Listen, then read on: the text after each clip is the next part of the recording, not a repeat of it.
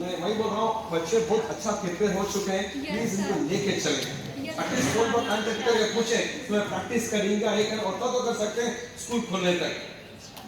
School जब भी खुलेगी तब तक तुम्हें डेली एक चैप्टर फिनिश होना चाहिए, डेली खत्म होने के बाद you prepare master mind. Okay, master mind खत्म होने के बाद टीचर्स को लाके दिखाइएगा, on behalf of master mind को पॉइंट दीजिएगा, minimum 500 and above. Okay, 500 and above points दीजिएगा। ओके, जज़ाकल्लाह खैर for your wonderful demonstration. Please carry on, तो कैरी ऑन मतलब पीपीपी हर दिन जो टास्क चल रहा है वो कंटिन्यू रखो। मैं चलेगा टेल में चलेगा, बात खत्म तो तुझ मैं चले वो कंटिन्यू रखना रखेंगे तो इंशाल्लाह मुस्तकबिल में आप क्या बोलो, हो सकता है आपका स्कूल स्टेट में फर्स्ट है 10th में 12th में।